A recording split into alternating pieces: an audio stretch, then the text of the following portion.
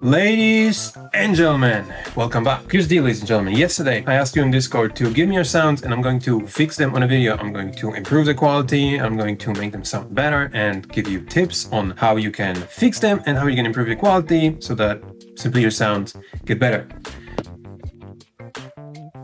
Okay, that was 2 months ago, actually. And I totally fucked up with this, and I apologize for this, and I will never do it again. Here's the deal. I have a tendency to be promising stuff and not be able to deliver it, and I see that I have to stop doing this, and I will stop doing this from now on, because it's literally just not working. If I promise anything, just don't believe me at all. Don't get hyped. And also, promising things, and then I have to do them. I am not built to work like this. I just keep my schedule clean, basically speaking, and I just flow too spontaneously. The other day, I don't have like a routine or anything. That's how this works for me. So I'm gonna download all these files, see which ones I can help the most with, and then I'm gonna give you tips and gonna tell you how you can make those sounds just better so that you can learn from it and you can apply that to your sounds and get your sounds sound better, simply speaking. By the way, one day I said that I'm not a guy who apologizes, and today I'm gonna say that I'm not the guy who lies either. I would never do such thing.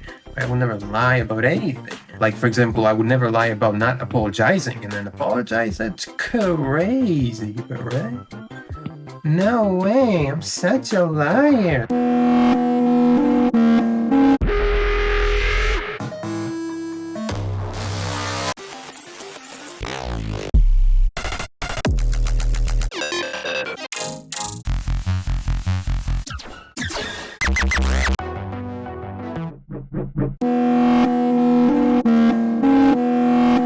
Okay, we're gonna start from the first sound. All of them can be improved, definitely. All of them are sort of on like a lower quality side, on like a more generic maybe sound side, I guess. All of them sound pretty basic in terms of the standard of a sample. My favorite sound, I think, is this one. Pretty interesting, pretty unique. This one's cool too, probably like second place. This one's decent too. Here's what we're gonna do. The first sound is this. The problems, clicky, muddy. It can be heavily improved with EQ and with Soothe, which is what we're gonna do. If you don't have Soothe, you have to get it, bro. If you zoom in here, you can see this thing. That's a click. And there's another one here. This could be wide because there's like a hash effect on this. So you can see one of the waveforms. This one is playing at the beginning here from the start. And this one is playing a little bit offset. So like if you offset one of the channels, you're going to get this white sound. So that's probably, there's like a hash effect on this of like 4 milliseconds, creating this whiteness. So basically what you want to do is you want to fade that in. And since this click is happening a little later, so you just want to do this. See, before. And after, and you want to go through all of those. This one is like resetting here as well. It's gonna be a little tricky because one of the channels is offset, so we will have to take more space to cut it. Like if it wasn't offset, probably this would be enough. Like do like a fade here, but since it's more offset, then we have to like do a bigger fade, which is gonna create a gap, but we can check it anyways. Kind of fine, kind of better. Here's another click. This one is kind of complicated to tackle. You can't really extract it from here. It's like kind of here. If I were to take that out, eventually I would need to do something like this, which is going to create a gap, which isn't going to work. I mean, it kind of works, but it's not perfect. The sound is connected, so you don't really want to do any gaps. There are some safe places you can remove those clicks from. You could use mainly RX, I would say, if you want to remove the click, or some sort of de-clicker. Maybe you can find a free one. If you can't remove them manually, you gotta use a tool like de-click or de-crackle. It's gonna use spectral processing, is gonna target those clicks, but it's really precise too. You simply play it. It's better. Those are periodic clicks. I always go with random clicks anyways. More sensitivity. You just have to put the sensitivity so it's not deleting too much of your sound. Because if you go to like extreme values, it's gonna take this off. See, that's gonna get taken out of your sound, so you don't want that, obviously. If you start to hear the clicks disappearing, that's the value, basically.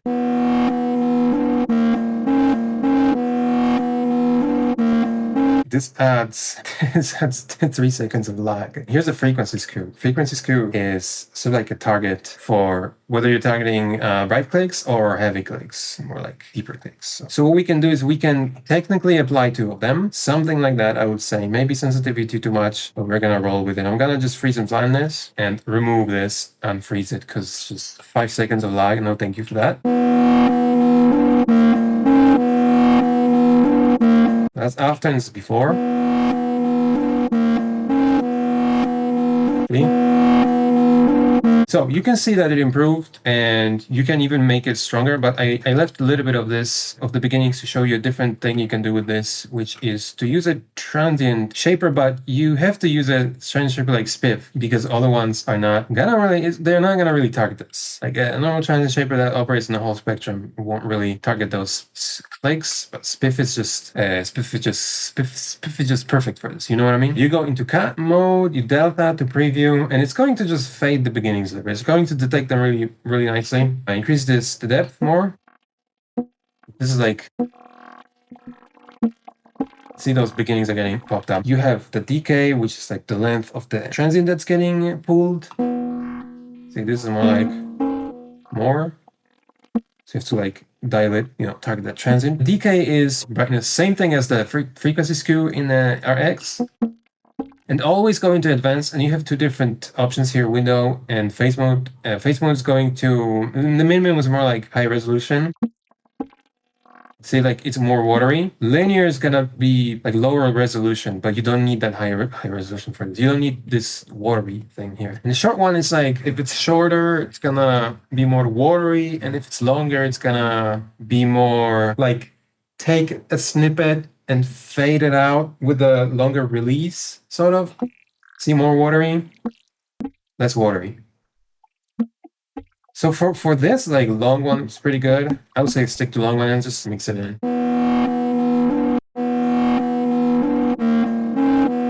And also, if you want to attack a specific frequency, you can always boost it. If lows are problematic, you can always boost it.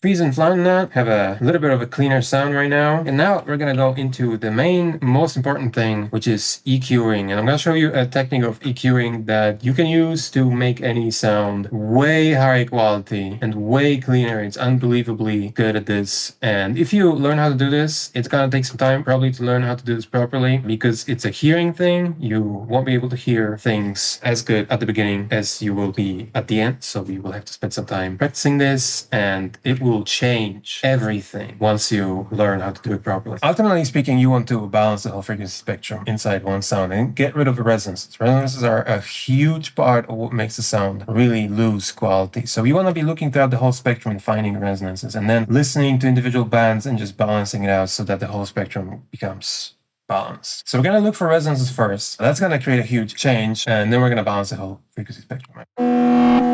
So what you want to do is you want to listen to something, like bump it up really hard so you can focus on it. And once you're focusing on it, pull it down. When you pull it down, you're still going to be focusing on it. And you can then say where that's too loud or not too loud. So we're going to start probably like here by doing like a narrow bell EQ. That's really annoying.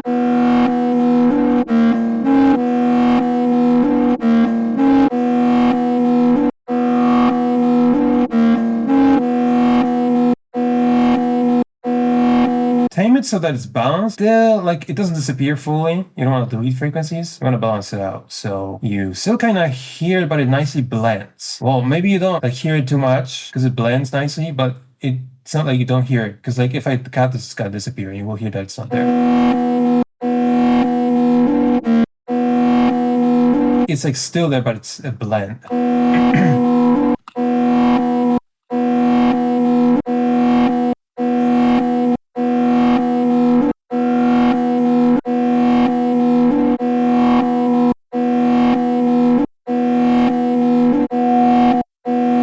Like you can see which ones are really loud, and they're just too loud, right? So you wanna.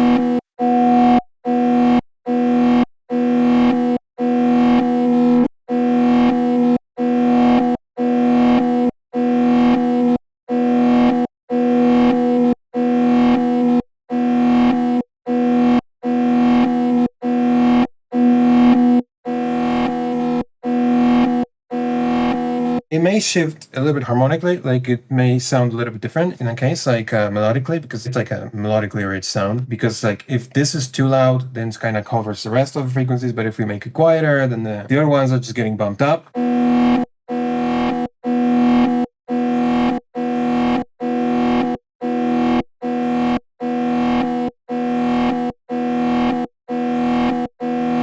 This is a steady sound mostly. Even if it's not steady, it kind of works too. But if it's a not steady sound, then you may want to automate these ones. And in Pro Q, you can see that all of those are on the piano roll. And actually, if I do this, if I move them a little bit, they're gonna get snapped. You know, unless you have frequencies that are out of tune, you know, you may have them, but you can snap them and then you can just grab all of them and just move. The sound moves. A lot of work with this, but that's a possibility.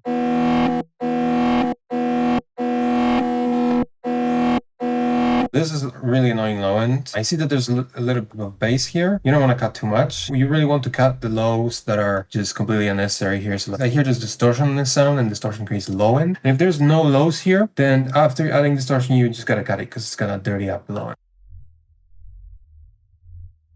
The reason I'm gonna delete this sign here is because it's really jumping up and down.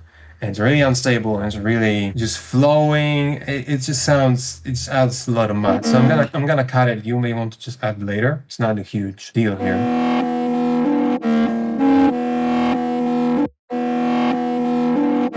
I'm gonna cut it, but even though I'm using this type of slope, I'm still not cutting it. You can see that there's a reduction. I would need to use a brick wall here to cut it. And even if I would use a brick wall, it doesn't really, you know, there's still some slope here. You know, it doesn't just cut it. So I'm gonna cut this one pretty heavily because like those lower frequencies that are especially very wide, they can really muddy up the sound. So I'm gonna take care of this one. I can hear it's like shh. Really, this stuff gets really annoying.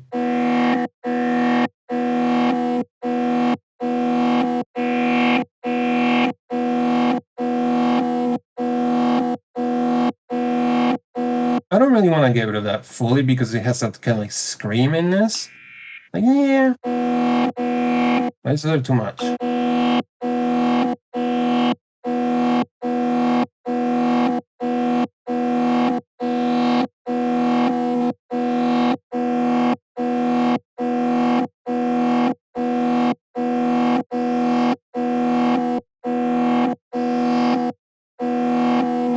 Just gonna do that dynamically because I want them to get tamed just for that particular moment only, not for the whole sound, which is right here. Okay, that's pretty good. And this even more.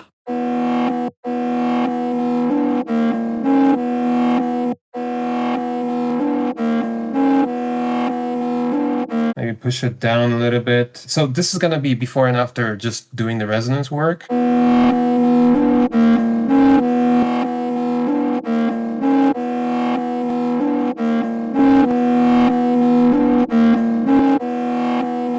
Way cleaner. And now what we want to do is we want to get rid of those or tame those wide mid lows that are getting really annoying on the sides.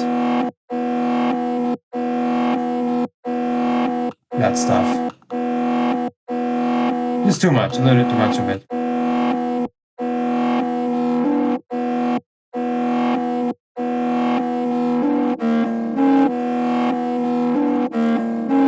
So this sound is mostly wide, so we don't really need to widen up anymore on the sides. What we can do is we can use the mid one instead and bring some of those middle frequencies instead.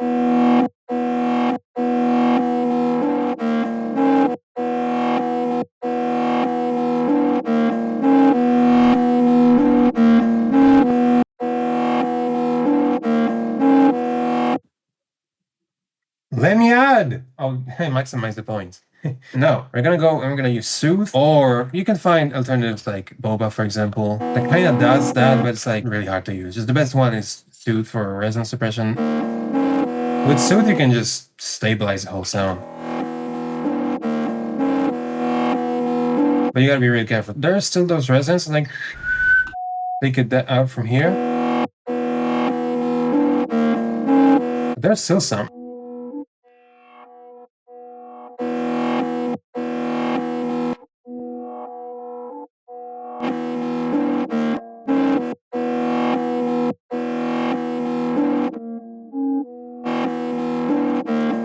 This is the most annoying.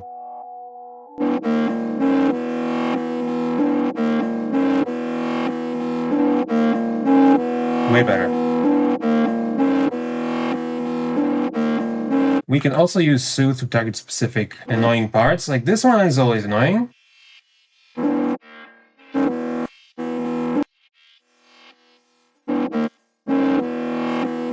See? Like, shh.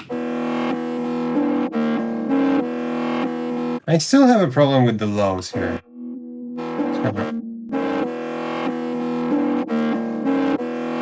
A little bit. So that's pretty good, I would say. Okay, I would say this. So this is before.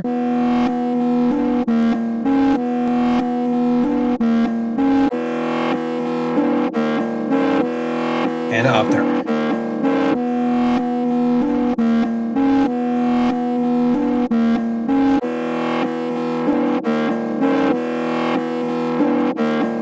So the difference, no clicks, no mud, no resonances. Overall, more pleasant sound. Overall, higher quality, obviously. Maybe if you really want to, you can put like a limiter at the end. If we chop those highs off, which you can see here,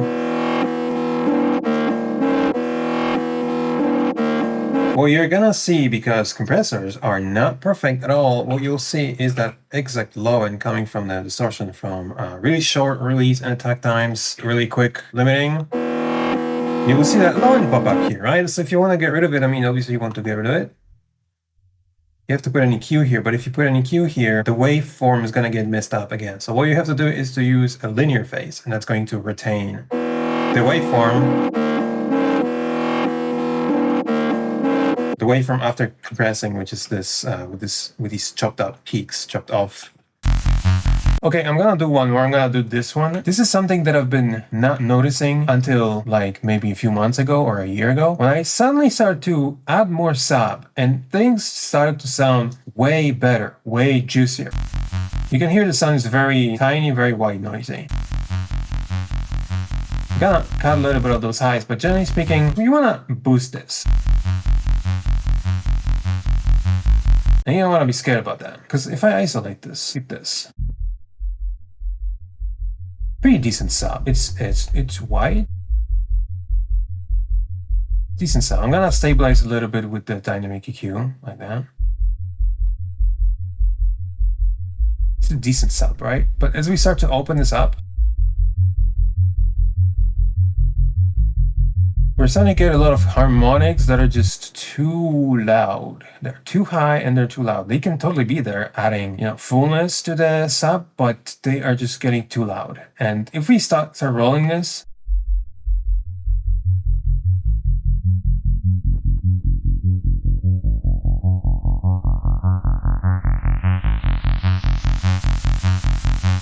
what happens is that this sub is so tiny that it feels like the sound is an octave higher than it's supposed to be. So you just have to boost it. And the sound is going to become way more beefy, but you also have to balance other frequencies. Because like, this is way too loud. Let's go back step by step. You know, this is too loud now.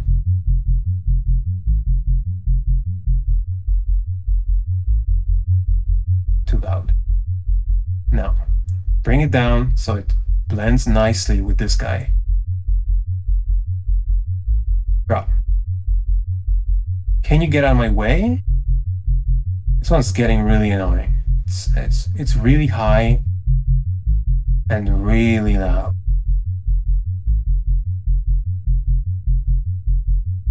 You can keep it. See? Now we're getting more of a beefy bass because we're keeping that low and that lowest root note the loudest, and we are not letting it get overpowered by the next harmonics. You know, I can show you. I can reverse this. Can I? See how tiny it gets? Open another one. This is like a very annoying territory. It gets wide as well. I mean, so far this is pretty good baseline, right?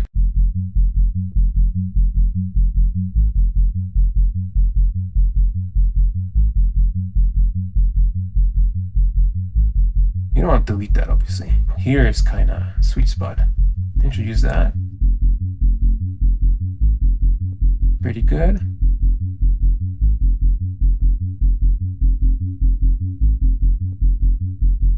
A little too loud. And a little too wide as well. Keep rolling this out. So far pretty good. You can see that there's this dip here, so that's not gonna be a problem. That starts to become a little bit of a problem. A little bit though.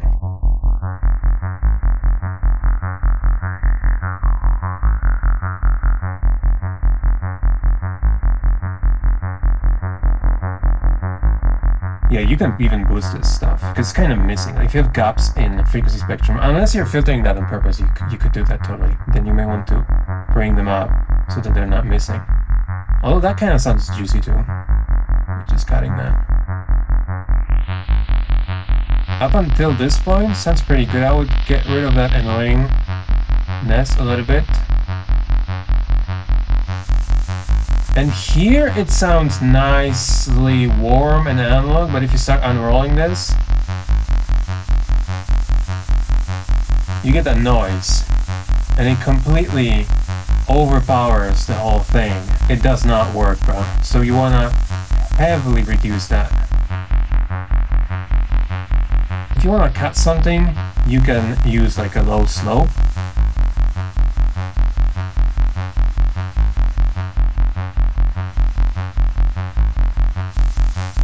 That high is gonna be tricky to shape with the EQ shape here.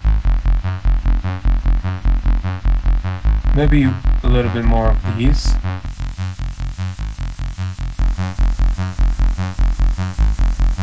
So that high end is tricky. It's kind of needed, but it's kind of too much too.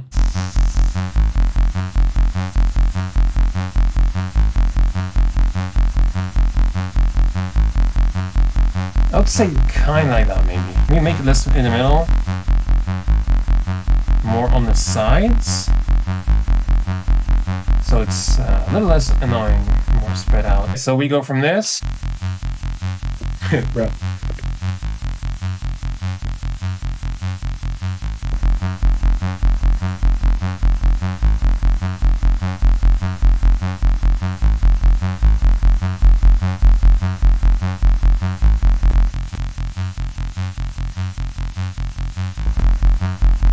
Yeah, something like that. Pretty good. Okay, that's it, ladies and gentlemen. This is Fat Bass. Imagine if I said right now that I'm making a huge video for the main channel. Imagine if I said that right now. That's it, ladies and gentlemen. Thank you so much for watching. Hope the tips were helpful. Hope you are going to be able to make better sounds thanks to these tips. If you have any questions, stop them in the comments. And as always, have a great day. And see you soon. This video has been brought to you by Oversampled.us premium sample and preset packs. Sound selection is very important, and we always aim at creating the highest quality sounds possible to help you make professional songs in as easy as drag and drop way with no extra processing needed. We're offering sounds in many different genres. Our most loved packs are the Ultimate Future Bass Toolkit, Cyberpack, Polychrome, and Super Heavy Drums. If you want to sound like your favorite artists, we have packs like Volcano, Castles, Portify, and Resurrection. And if you're in need of quality drums for your songs, don't look any further than our Super Heavy collection with over 2,800 samples in total if purchased in a bundle that will cover all your drum needs. Our most recent pack is sound enhancers, including lots of ear candies, fillers, layers, and more, all to make your songs more interesting. Visit Oversampled.us and get sounds that'll make you a better producer.